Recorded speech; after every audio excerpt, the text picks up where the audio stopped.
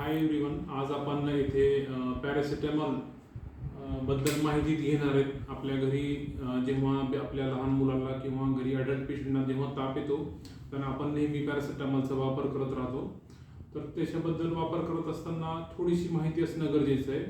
Paracetamol हे औषध, याचे ॲक्शन 3 प्रमाणे होतात शरीरामध्ये. जेव्हा तुम्ही पॅरासिटामॉल घेता तर ते 3 गोष्टीवर काम करतं. एक म्हणजे सगळ्यात महत्त्वाचं आपण जे म्हणतो त्याला अँटीपायरेटिक, त्याच्यासोबतच ते ॲनाल्जेसिक आणि अँटी इन्फ्लॅमेटरी, हे 3 ॲक्शन आहेत. अँटीपायरेटिक म्हणजे ताप कमी होण्यासाठी त्याचा वापर केला जातो. त्याच्यानंतर पॅरासिटामॉलचा वापर ॲनाल्जेसिक, दुखणं कमी होण्यासाठी पण केलं जातं. तसेच अँटी इन्फ्लॅमेटरी म्हणजे सूज कमी होण्यासाठी याचा वापर केला जातो. मुख्यतः पॅरासिटामॉल हे आपण ज्वर, ताप कमी होण्यासाठी आपण याचा वापर करतो.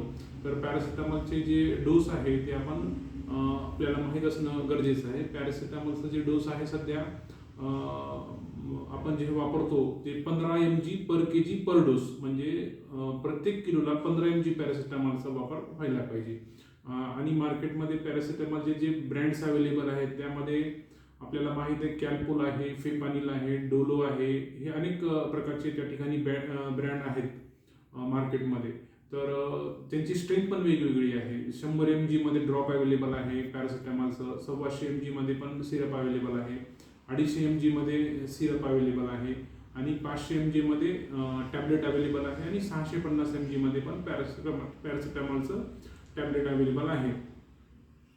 तर ह्या स्ट्रेंथ आहेत. 100 mg मध्ये पॅरासिटामॉल भेटेल तुम्हाला ड्रॉपमध्ये, 125 mg मध्ये भेटेल, 250 mg मध्ये पॅरासिटामॉलचं पॅक भेटेल सिरपमध्ये, आणि 500 mg मध्ये गोळी, आणि 650 मध्ये पण गोळी भेटेल.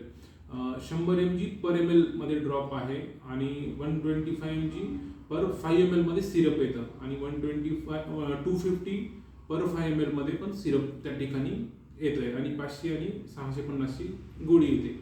तर आता ह्याचा डोस कसा द्यायचा आहे, मी मागं तुम्हाला सांगितलं की 15 mg पर kg पर डोस एका टायमाला जायला पाहिजे. समजा आपल्या बाळाचं वजन जर 7 किलो असेल तर जवळपास 100 mg पॅरासिटामॉल त्या ठिकाणी द्यायला पाहिजे.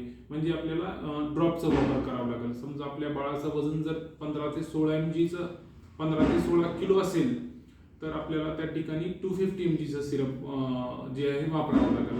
जर आपल्या बाळाचं वजन 30 किलो किंवा आपल्या मुलाचं वजन जर 30 ते 35 किलो असेल तर आपल्याला 500 mgची त्या ठिकाणी गोळी वापरावी लागेल. तसेच जर अडल्ट पेशंट आहे ज्याचं वजन 45 किलोपेक्षा जास्त आहे तर त्या पेशंटने 650 mgची जी पॅरासिटामॉलची गोळी, जी मार्केटमध्ये डोलो 650 किंवा फेपानिल 650, कॅल्पोल 650 या नावाने अवेलेबल आहे, ते घ्यायला काही हरकत नाही. पॅरासिटामॉलचा डोस जास्तीत जास्त एका दिवसातनं 4 वेळा आपण पॅरासिटामॉल घेऊ शकतो. 6 तासाचा त्या ठिकाणी अंतर पाहिजे. पहिल्या डोस आणि दुसऱ्या डोसमध्ये आपल्याला त्या ठिकाणी 4 ते 6 तासाचं अंतर ठेवायचं आहे. जास्तीत जास्त आपण 4 डोस त्या ठिकाणी आपण पॅरासिटामॉलचे घेऊ शकतो. तर आणि पॅरासिटामॉलचं एक कॉन्ट्राइंडिकेशन म्हणजे एक अशी कंडिशन आहे ज्यामध्ये आपण पॅरासिटामॉलचा वापर करत नाही.